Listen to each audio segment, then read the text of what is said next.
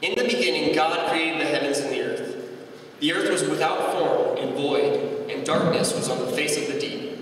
And the Spirit of God was hovering over the face of the waters. Then God said, "Let there be light," and there was light. And God saw the light, and that it was good. And God divided the light from the darkness. God called the light day, and the darkness he called night. So the evening and the morning were the first day. Then God said, "Let there be a firmament in the midst of the waters. Let it divide the waters from the waters." Thus God made the firmament, and divided the waters which were under the firmament from the waters which were above the firmament. And it was so. And God called the firmament heaven, and so the evening and the morning were the second day. Then God said, "Let the waters under the heaven be gathered together into one place, and let the dry land appear." And it was so. And God called the dry land earth, and the gathering together of the waters he called seas. And God saw that it was very good.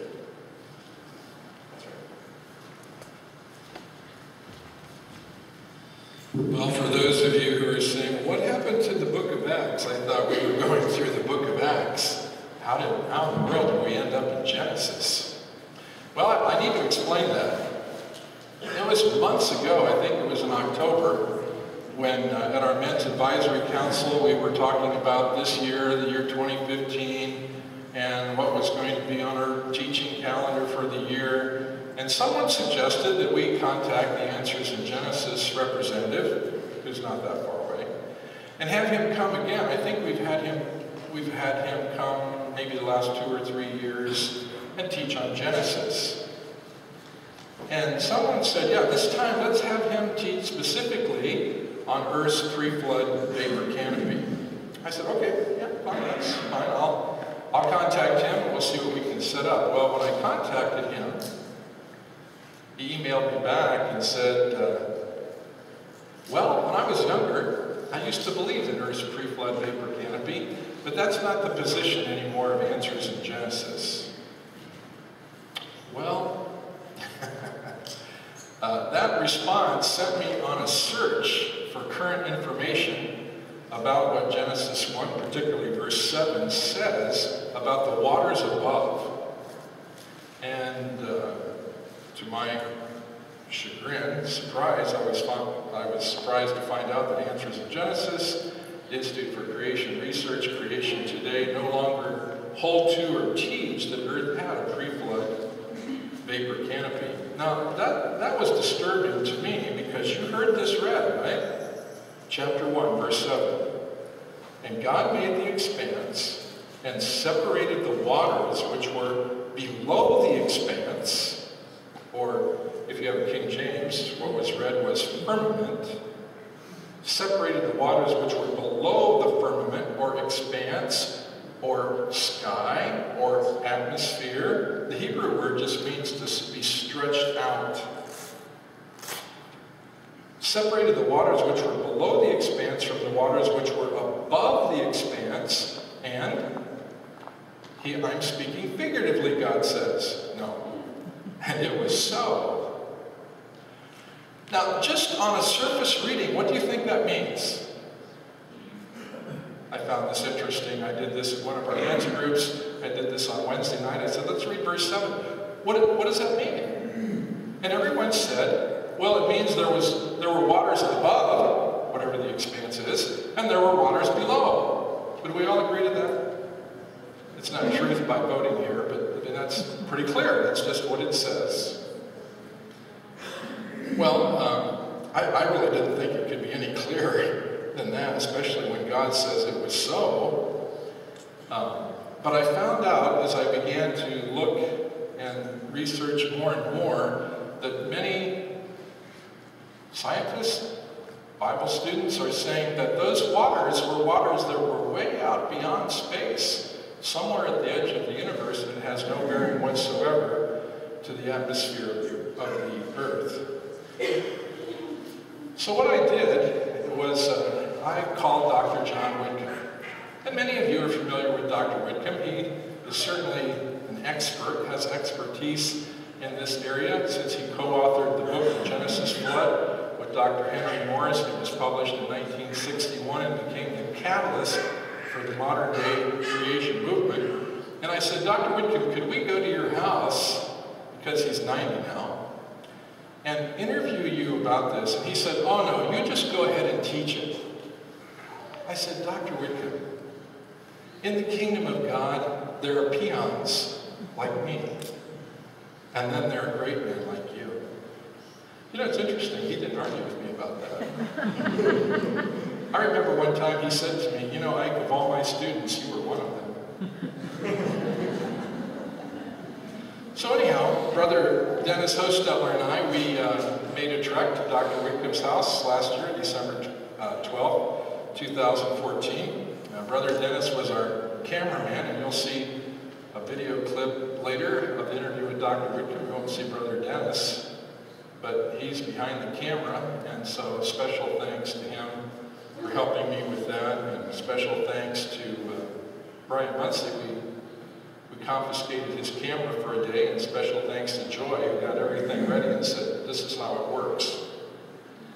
So when I shared this with the men as we were planning for this year, I said, I'll teach on this. So here we are, February 22nd, 2015. So what we're going to do this morning is we're going to consider together 5 important facts about Earth's pre-flood vapor canopy. And the point is not to be dogmatically uppity. That's not the point. But to say we believe the Bible, the whole Bible, and nothing but the Bible. So you ready? Here we go. 5 important facts. Here's number 1. Oh, I already read this verse, right? God made the expanse, the atmosphere, and separated the waters which were below the expanse from the waters which were above the expanse, and it was so. We're going to talk more about this. But why Earth had a pre-flood vapor canopy? Now, of the 5 important facts that we're going to consider together, personally, I think this is the easiest one. Why did Earth have a pre-flood vapor canopy? Because God said it did. That's why. Verse 7. I guess I could back up to there, huh? God made the expanse, or if your translation says firmament, your translation might say sky, your translation might say atmosphere. The rakia is the Hebrew word. And separated the waters which were below the rakia from the waters which were above it, and it was so.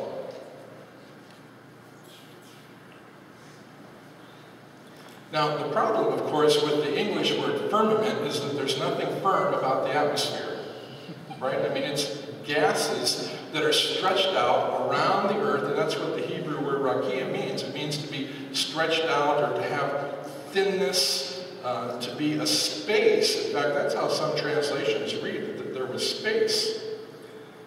And this particular word that's used here in verse 7 is a very generic term. Sometimes it refers to the atmosphere above the earth. Jeremiah chapter 4 and verse 25 says that the birds fly in the rakia. Well, they don't fly in space, right? So that's the atmosphere around the earth. Isaiah chapter 13 and verse 10 says that the stars and the constellations are in the rakia. That's the space beyond our atmosphere that we call the stellar heavens. And that's where the idea of first heaven, second heaven, third heaven comes from. That the atmosphere is the first heaven, the stellar heavens are the second heaven, and the third heaven, 2 Corinthians chapter 12 and verse 2, is where God has established his throne. Also, that's mentioned in Hebrews chapter 9 and verse 24. If you look at verse 1 of Genesis chapter 1, it says, in the beginning, God created the heavens and the earth. This is really the title of the book. In the beginning, that's what Genesis means. In the beginning. And so what God did at the very beginning, and you can read this for confirmation in Hebrews chapter 11, is that out of nothing, he just brought everything into existence. The entire material, he just brought everything into existence. The entire material universe and every metaphysical entity within it, namely angels, he brought into existence. Colossians chapter 1 says that it was Jesus himself who did that he called it into existence, and he created the angels as well. And so that's a general title. And so in typical Hebrew literary style, we're given the general statement. In the beginning, God created the heavens and the earth. And then every verse that follows is an expansion of that, how that happened. And so you heard read that on day one, God created a light source, and he separated night from day and began to measure the day-night cycle that we have in terms of 24-hour periods. There are 7 of them. That's where our week comes from. And it was on day 2, we read this, right, in verses 6 through 9, that God said, let there be an expanse in the midst of the waters, and let it separate the waters from the waters, or separate the waters which were below the expanse from the waters which were above the expanse, and it was so. And God called the expanse heaven. Now that's interesting because there are 2 words in chapter 1, 2 Hebrew words, rakia, that's in verse 7, and verse 1, in the beginning God created the heavens, the shemayim. Those are synonyms. They're used interchangeably with each other, just like there are 2 Hebrew words for created in chapter 1. There's bara and there's asa, but they're used interchangeably. There's really no distinction there, special distinction whatsoever. And so the context always tells us which is being referred to. Now this is why, I hope you're ready for this, that all the commentators who say that verse 7 are the stellar heavens, why they are wrong. Okay? Can I just flat out say that? They're wrong. Here's why. What happened on day 4? Look at verse 14. Then God said, let there be lights in the expanse of the heavens and the rakia of the shemayim, to separate the day from the night, and let them be for signs and for seasons and for days and years. And let there be for lights in the rakia, in the expanse of the shemayim, of the heavens, to give light on the earth, and it was so. And God made the 2 great lights, the greater light to govern the day, and the lesser light to govern the night. He made the luminaries, okay? He made the sun, and it's a light source, and he made the moon, and it reflects that light source. And then the end of verse 16, he made the stars also. What day was this? Verse 17. And God placed them in the expanse of the heavens to give light on the earth, and to govern the day and night, and to separate the light from the darkness. And God saw that it was good. Verse 19. And there was evening, and there was morning, a 4th day. Guess what didn't get made until the 4th day? The stellar heavens. So that can't be what's being talked about on day 2 in verse 7. This has to be the atmosphere that surrounds the earth. Dr. Henry Morris wrote this.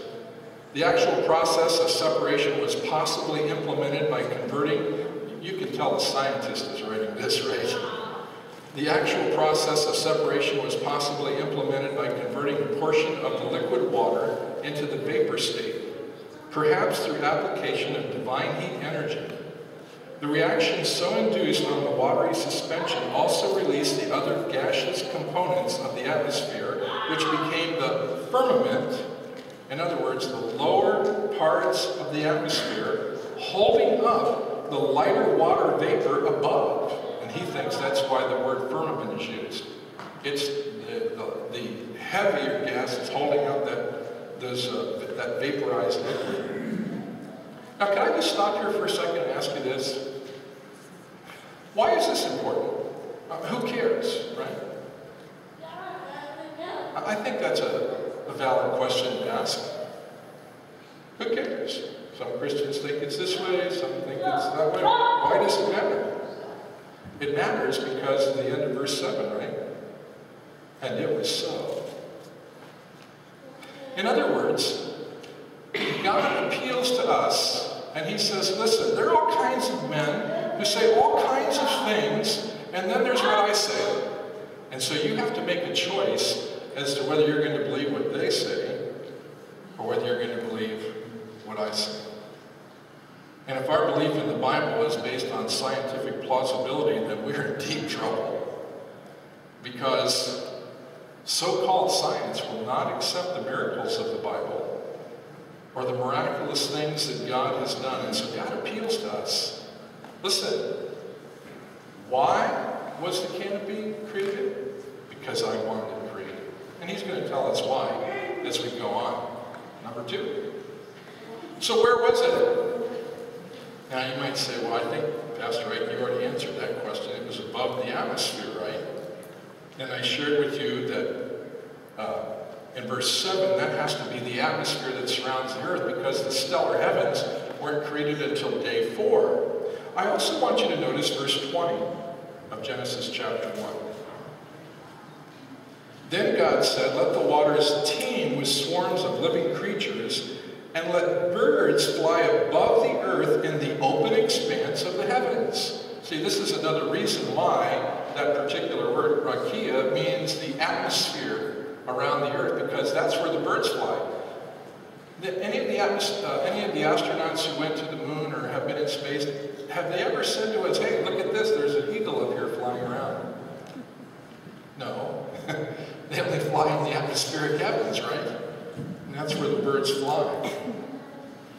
And let me read to you again from Dr. Henry Morris what he wrote about the vapor canopy and its location.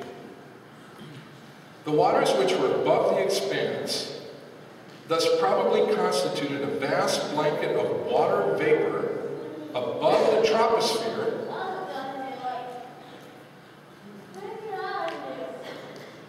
I think I have this up here. And I skipped this first. Can I back up for a second? I'm trying to hurry because I don't want to go over because of our baptisms. So tell me, Pastor, I can slow down. Okay. All right. Chapter 7, verse 11. Notice this. In the 600th year of Noah's life, in the 2nd month, on the 17th day of the month, on the same day, all the fountains of the great deep burst open. Now, it's interesting to me that the phrase or the word that's translated mountains here in chapter 7, verse 11, can refer to the ocean basins, whatever seas existed at that time. And you have that little diagram in your outline that shows the Pangea, where the continents at one time had fitted together. There was just one landmass, and we'll see later what happened there. But at the time that there was the continental, the hydroplate theory came into existence, or the hydroplates slid away, it's because of these fountains of the great deep, or these water basins that opened up and the water came jettisoning out. Some scientists say as high as 20 miles into the atmosphere. And then it says, and the floodgates of the sky were open. Now I find that fascinating because it says floodgates. It doesn't say floodgate, it's floodgates. It's a plural word. And so there had to be ruptures in the vapor canopy, and so water was coming from different places around the earth from the vapor canopy, or it signifies the vapor canopy and any other moisture that was in the atmosphere at the time that came down upon the earth. And so Dr. Morris says this: the waters which were above the expanse thus probably constituted a vast blanket of water vapor as well, and the high temperature region now known as the ionosphere. I don't know if they still call it that, because most of the charts that I saw called it the thermosphere. And extending far into space, they could not have been the clouds of water droplets which now float in the atmosphere, because the scripture says they were above the firmament. But there are some interpreters who say that no, this is water that was clear out on the edge of space somewhere, or maybe even above the throne of God. Now, I've thought a lot about that. Can I ask you this question? What's the point of that?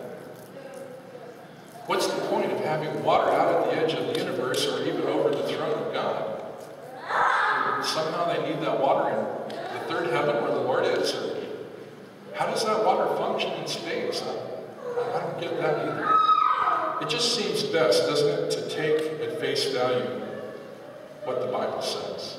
So why was it there? God put it there. He said, I did it. Where was it located?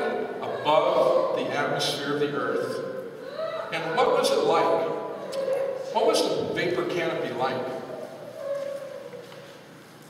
Well, when Brother Dennis and I interviewed Dr. Whitcomb, he described what the vapor canopy may have been like, and in just a moment we're going to look at that video clip. But I want to share this because I asked Dr. Whitcomb about this, and he said, no, I've never heard of that. If you read Dr. Morris's book, The Genesis Record, he talks about many writers from the past clear up to the present describing this vapor canopy. And one of them is a Jewish historian by the name of Josephus, Flavius Josephus. And in his Antiquities of the Jews, chapter 1, paragraph 1, he says this: on the second day he placed heaven over the whole world and separated it from the other parts, and he determined it should stand by itself. He also placed a crystalline firmament round it. So I said to Dr. Whitcomb, so could this canopy that surrounded the atmosphere, could it have been ice? And he said, no. He didn't even hesitate. He just said no. So I thought, well, I wonder what word Josephus used. And since he wrote his Antiquities in Greek, I looked it up. And there it is. On the left side is what he wrote, the Greek of his text, and on the right side is the translation. And you can see the two underlined words. On the right side, near the bottom, he also placed a crystalline firmament around it. But the Greek word on the left, kristallon, doesn't mean crystal in terms of ice. It has the idea of crystalline brightness or transparency. It means to shine like a crystal, like a precious gem, and be transparent. Now you might be thinking to yourself, oh yeah, maybe it's the same Greek word, at least I thought this. Maybe it's the same Greek word that appears in James chapter 4 and verse 14. Your life is just like a vapor. It's not the same word. Because the word vapor there in James chapter 4 and verse 14, I think that'll be covered next week. That word vapor just means like a mist, a fog. And did you notice the fog this morning?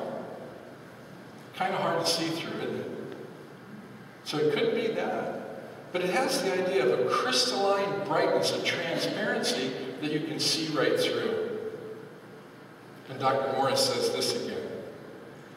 It would have to be transparent in order for the heavenly bodies to give light upon the earth, and to be for signs and for seasons and for days and years.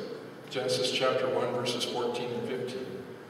Water vapor, even in vast amounts, is invisible, whereas clouds, fog, and so forth are composed of minute droplets of liquid water and are therefore opaque. And I'm going to let Dr. Whitcomb explain that, okay? So maybe we get Brother Bob to turn off the lights and we'll watch this clip.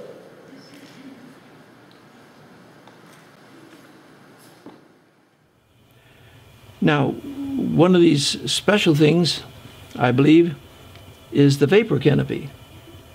You say, what do you mean by vapor canopy? Well, let's take a look. In Genesis chapter 1, we read that in verse 6, God said, let there be an expanse in the midst of the waters. Now you see, God created the ocean, the earth with a shoreless ocean in total darkness. Then he created a temporary astronomic light in reference to which the earth went around for 4 night-day cycles before the sun was created to replace it. But look what he did here. But look what he did here. He said, let it separate the waters from the waters. So I want that shoreless ocean now to be divided. We're going to lift up vast amounts of water above the atmosphere, And there's a vast amount of water below the atmosphere left on the surface of the earth, a shoreless ocean. And there's going to be an expanse, rakiach, between the upper, going to be an expanse, rakiach, between the upper waters and the lower waters. A firmament, an expanse. Unfortunately, the word firmament is the wrong, it sounds like something firm. It's just the opposite. Yeah. It's empty, it's expanse, a space. You say, now, tell me what happened here. Now look at verse 7. And God made the expanse and separated the waters which were below the expanse from the waters which were above the expanse. And it was so, and God called the expanse heaven. And there was evening, and there was morning, a second day. Verse 9. Then God said, let the waters below the heavens be gathered together in one place, and let the dry land appear. And it was so. And he called the dry land earth, and the gathering of the waters he called seas. And God saw that it was good. Now, what does this mean? How do we understand this? What was this expanse between upper waters and lower waters? I believe that what happened was this. God covered the whole world with vapor, water, not water droplets, not clouds, vapor, atomic H2O, atoms of water. You could see right through it.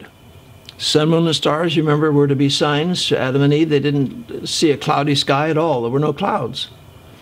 There was a vapor canopy which enabled this planet to have warm temperature and additional air pressure from this canopy that permitted living things to function better than they do today. Now that's an amazing thing. And at this point, I'm going to read to you some things written by my dear friend Henry Morris. Okay. Now this beautiful book, the Genesis Record, was written 16 years after we wrote the Genesis Flood book. And I'm reading page 58. The firmament referred to in this particular passage is obviously the atmosphere, that is the rakia, this expanse, firmament between the upper and lower waters.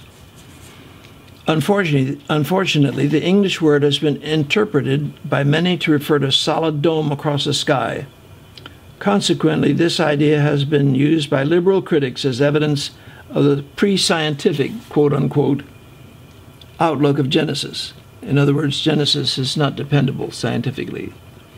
Neither the original Hebrew word nor any of the passages in which it occurs suggest such an idea, however. A firmament is simply thin, stretched out space. All right. Separated by this firmament or atmosphere, the two bodies of water henceforth were ready for their essential functions in sustaining future life on the earth. The actual process of separation was possibly implemented by converting a portion of the liquid water into the vapor state, perhaps through application of divine heat energy. Dr. Morris makes some very helpful statements about that vapor canopy. He says, since water vapor has the ability both to transmit incoming solar radiation and to retain and disperse much of the radiation reflected from the Earth's surface. Here's the main point. It would serve as a global greenhouse, maintaining an essentially uniformly pleasant, warm temperature all over the world, a greenhouse. So the water vapor canopy was vapor. I think this is very helpful what he said. It's atomized H2O, not water droplets, clouds, or visible mist. Rather, it was an invisible layer of H2O, this atomized water that encircled the earth. Now, the fourth important point here we want to look at is how the vapor canopy may have functioned. And we're going from what Dr. Whitcomb just got done saying. He said it functioned like a greenhouse. It had a greenhouse effect. And so the vapor canopy essentially functioned like the glass in a greenhouse that lets the solar light come in and retains heat on the earth. Now, he read to you from Dr. Morris's book, and I'm going to go over some of these as well. There are 9 points he lists in that book. We're not going to cover all 9, but I just want to go over some of them. This is one that was read. It would serve as a global greenhouse, maintaining an essentially uniformly pleasant, warm temperature all over the world. And all kinds of people said, no more winter. I get excited about that. I'm going to show you why we know this is true scientifically. Number 3, there could be no rain. Look at Genesis chapter 2 and verse 5. Now no shrub of the field was yet in the earth, and no plant of the field had yet sprouted, for the Lord God had not sent rain upon the earth, and there was no man to cultivate the ground. One commentator I read said, this verse shows there was rain before the flood. Huh? I read the verse 3 more times, and I thought, the Lord God had not sent rain upon the earth. I don't know. That just seems like there was no rain. Didn't it come across to you that way? Amen. Yeah. There could be no rain except directly over the bodies of water from which it might have evaporated.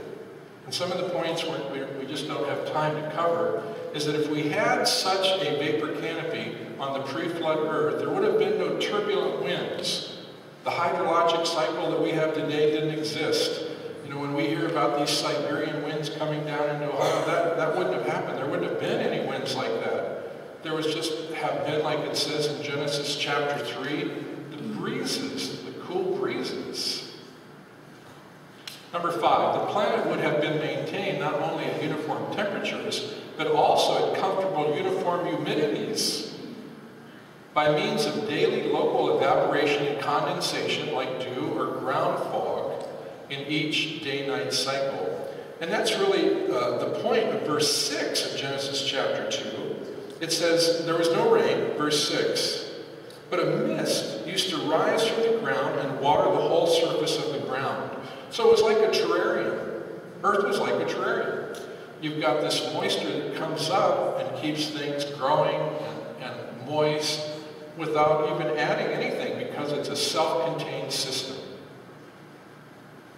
Number 6, the combination of warm temperature and adequate moisture everywhere would be conducive later to extensive stands of lush vegetation all over the world with no barren deserts or ice caps. Plenty of food for the dinosaurs that existed at that time. Number 7, a vapor canopy would also be highly effective in filtering out ultraviolet radiations, cosmic rays, and other destructive energies from outer space. And this is kind of a graph of that. And some of the radiation, harmful radiation that we experience now, that would not have been true. That helps to explain the longevity of people who live such hundreds of years prior to the flood, in addition to other factors like the genetic load. The increase in atmospheric pressure would contribute to health and longevity. Sometimes, and even in our own day, if you have a particular health condition, they may put you in a barium chamber. NFL football players use this all the time. It's a highly pressurized chamber that speeds up healing and contributes to health. That would have been true of the vapor canopy all over the earth because there would have been additional atmospheric pressure put on our atmosphere by the waters above. And we know this is true. This might look like something out of Jurassic Park. If you saw that movie, they put the needle in there and supposedly they're extracting the dinosaur DNA. Well, that's all mythical, but I'll tell you something that's not mythical. These resins that the insects were trapped in prior to the flood, when they do insert a needle and take out the oxygen, what they've found out is that the oxygen is 33% richer than our current atmosphere. That only makes sense if there was a vapor canopy or the condition of the earth before the fall was actually very different than our present Earth. And here's a diagram of the pressure that would have been put upon our atmosphere. A canopy of water overhead would increase air pressure, which allows insects to grow larger, like this. This is a dragonfly. This is a replica of the fossil. Life-size reconstruction of Meganeuropsis permiana.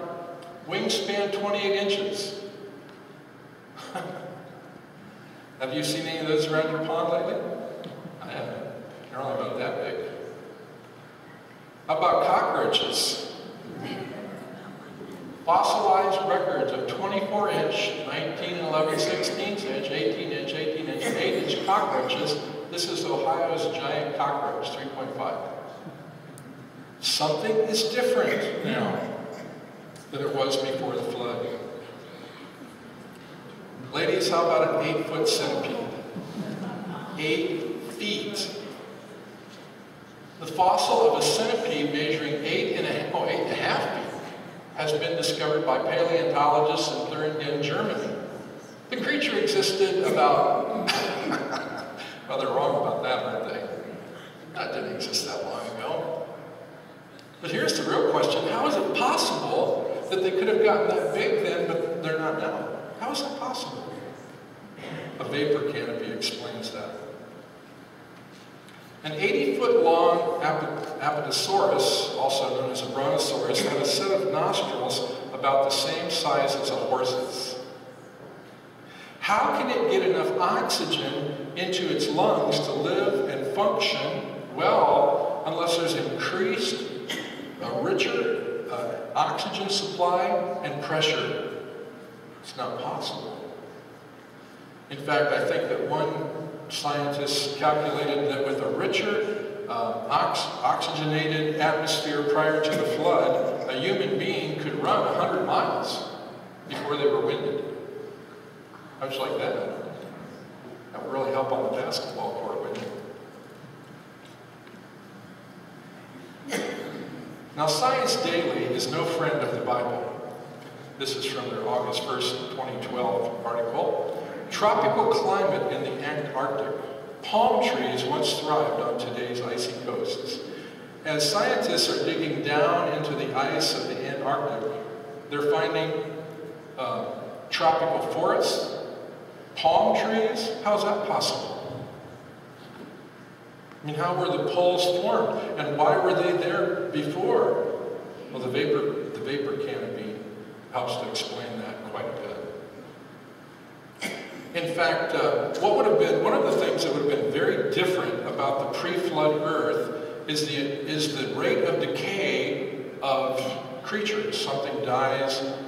First of all, they live a lot longer, and then they die, and the rate of decay is much more rapid in that kind of atmosphere.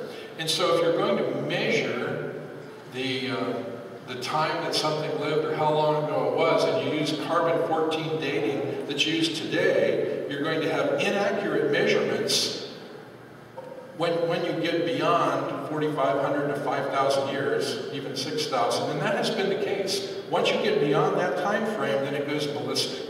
Hundreds of thousands or millions of years, because it was a different atmosphere then. The rate of decay of carbon was much different than it is today.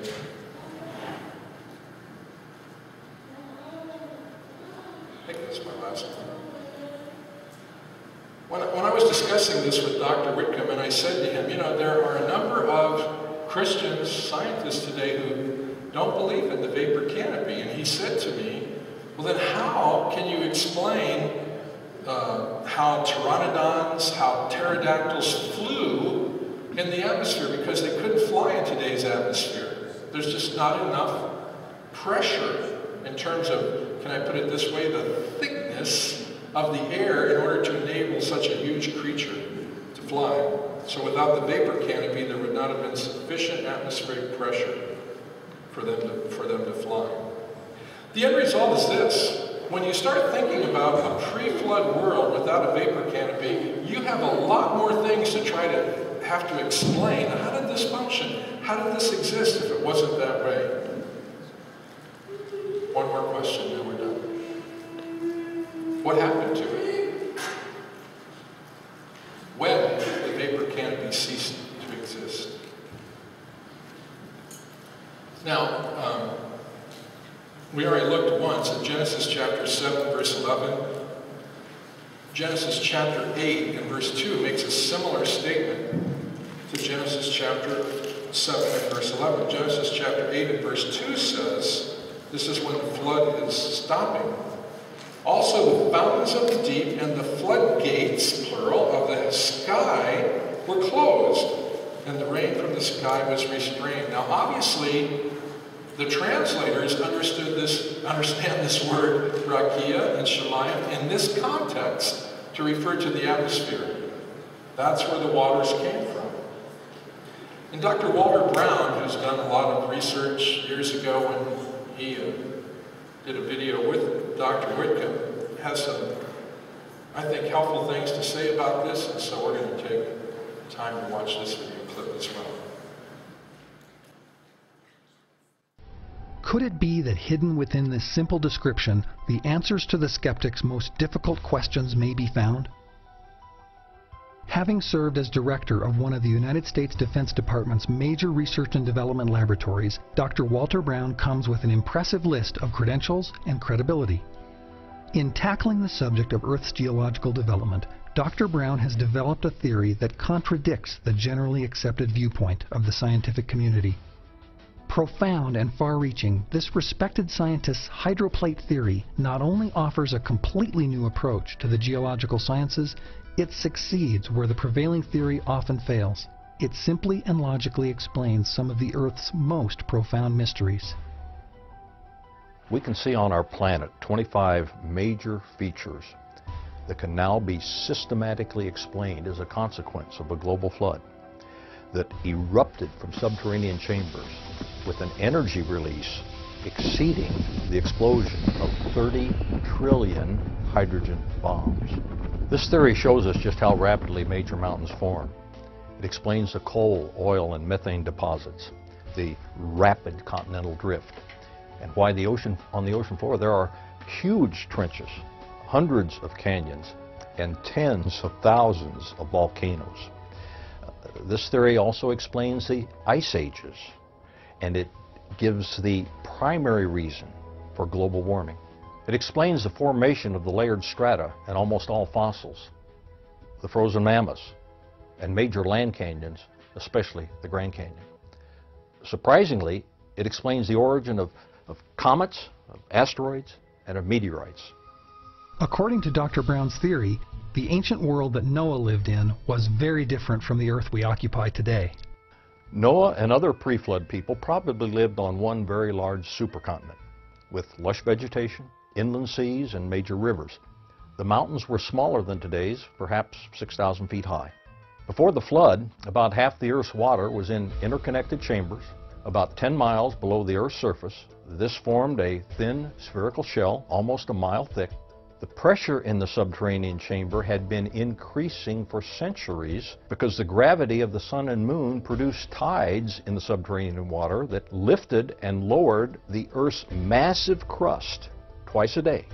This tidal pumping added gigantic amounts of energy to the subterranean water. This increasing pressure in the subterranean water steadily stretched the crust as a balloon stretches when the pressure inside increases. Failure in the crust began as a microscopic crack that grew in both directions at almost 3 miles per second. The crack, following the path of least resistance, encircled the globe in about 2 hours. As the crack raced around the Earth, the overlying rock crust opened up like a rip in a tightly stretched claw. So the water exploded violently out of the rupture. The Bible even gives us a precise date. The 600th year of Noah's life, on the 17th day of the 2nd month. On that day, all the fountains of the great deep burst open. Then it says, and the rain fell. The fountains of water jetted supersonically into and above the atmosphere. The spray from these enormous fountains produced torrential rain such as the Earth has never experienced before or after. The supersonic fountains eroded the crumbling rock on both sides of the widening crack. This produced huge volumes of sediments that settled through the floodwater, trapping and burying plants and animals, forming the fossil record. Eventually, the crack became so wide that the newly exposed floor of the subterranean chamber sprung upward, giving birth to the mid-oceanic ridge that wraps around the Earth like the seam of a baseball. The continental plates, with lubricating water still beneath them, slid downhill away from the rising mid-Atlantic ridge. After the massive, slowly accelerating continental plates reached speeds of approximately 40 to 50 miles per hour, they ran into resistances, and like a runaway crashing train, they compressed, crushed, buckled, and thickened, rising out of the floodwaters. This is why the major mountains are generally parallel to the oceanic ridges from which they slid. Today's major mountains were all pushed up in hours.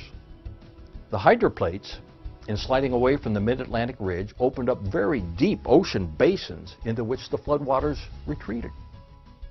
This theory of a massive worldwide catastrophe in antiquity appears to support the biblical story of the deluge in every detail. But what other evidence exists to support this amazing theory? In 1970, I predicted that large pools of salt water would be found beneath major mountains. That prediction has been confirmed in several ways, by gravity studies, by seismic studies, and by electromagnetic studies. A paper published in the April 2001 issue of Science magazine announced the discovery of an electrically conductive layer under the Tibetan Plateau. The article suggested that such high conductivity at depths of approximately 10 miles could be achieved by a layer of aqueous fluids, some 1.6 kilometers thick and containing 10% brine. In other words, salt water. Just how big these subterranean layers of water will turn out to be, no one really knows, but the article points out that the conductivity is evident across the entire Tibetan Plateau. Recently, even more evidence to support Dr. Brown's theory became available.